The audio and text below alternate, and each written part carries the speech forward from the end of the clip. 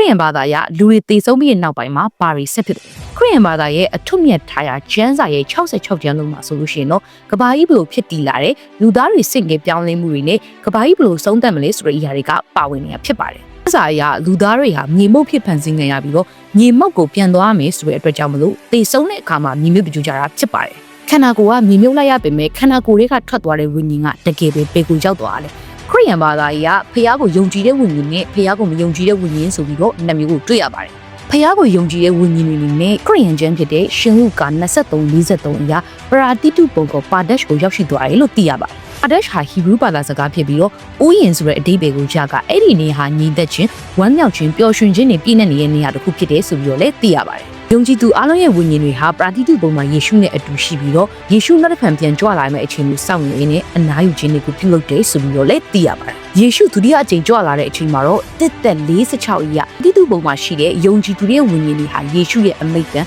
တဘိုးတန်ကြီးကြောင့်မလို့ပရာတိတုပုံကနေဆင်းသက်လာပြီးတော့မြေမြုပ်ထားတဲ့ခန္ဓာကိုယ်နဲ့ပေါင်းဆက်ကမပုတ်မပြတ်တဲ့ခန္ဓာအသက်တော်ခန္ဓာနဲ့ထမြောက်ကြတယ်ဆိုပြီးတော့လည်းတွေ့ရပါတယ်။အသက်တော်ခန္ဓာကိုယ်နဲ့တကွာယေရှုပြန်ကြွလာပြီးနှစ်တစ်ထောင်စိုးဆိုင်တဲ့ကာလအတွင်းမှာလေယေရှုနဲ့အတူတူကစိုးဆိုင်ရမယ်ဆိုပြီးတော့လည်းဖော်ပြထားတာဖြစ်ပါတယ်။တစ်ဖက်မှာမယုံကြည်တဲ့ဝိညာဉ်တွေအားလုံးဟာတည်ဆုံးပြီးတဲ့နောက်ပိုင်းမှာမရနာနိုင်ငံလို့ခေါ်တဲ့ရှီဝိုးဆိုတဲ့နေရာကိုရောက်ရှိသွားတာဖြစ်ပါတယ်။ရှီဝိုးဆိုတာဟီဘရူးဘာသာစကားဖြစ်ပြီးတော့ကျန်လုကအခန်းကြီး16:23-24မှာဖော်ပြထားတဲ့အတိုင်းငိုကြွေးခြင်းတွေမီးလျံတွေရှိတဲ့နေရာတစ်ခုဆိုပြီးတော့လည်းဖော်ပြထားတာဖြစ်ပါတယ်။မယုံကြည်သူရဲ့ဝိညာဉ်တွေဟာတည်ဆုံးပြီးရတဲ့အဲ့ဒီနေရာကိုရောက်မှာဖြစ်ပြီးတော့ပြာဒိတ်25အရာယေရှုနှစ်ထောင်စိုးစံတဲ့အပြီးမှာပဲတရားစီရင်ခြင်းတွေထမြောက်ကြမယ်ဆိုပြီးတော့လည်းတွေ့ရပါတယ်ခရစ်ယာန်ဘာသာရဲ့ရှုထောင့်အရယုံကြည်တဲ့ဝိညာဉ်တွေဟာတည်ဆုံးပြီးသွားတာနဲ့ပရာတိတုပုံရောက်မှာဖြစ်ပြီးတော့မယုံကြည်တဲ့ဝိညာဉ်တွေဟာနိုင်ငံကိုရောက်မယ်ဆိုတဲ့အရာကိုလည်းဖော်ပြထားတာဖြစ်ပါတယ်